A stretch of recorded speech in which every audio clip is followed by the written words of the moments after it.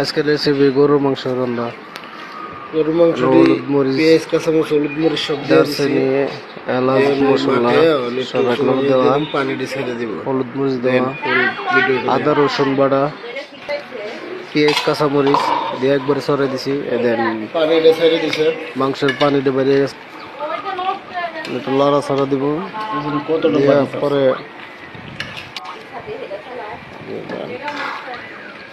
ফুল ভিডিওটা দেন।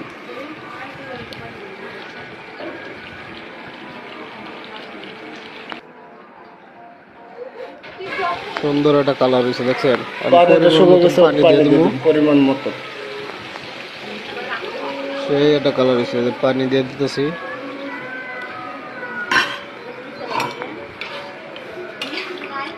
দিয়ে ডাইকা দিব 10 মিনিটের লাগে।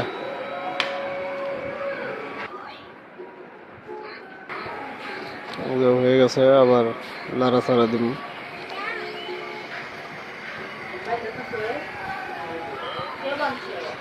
অস্থির একটা কালার,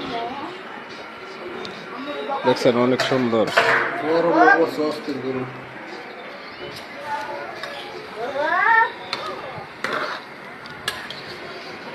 ও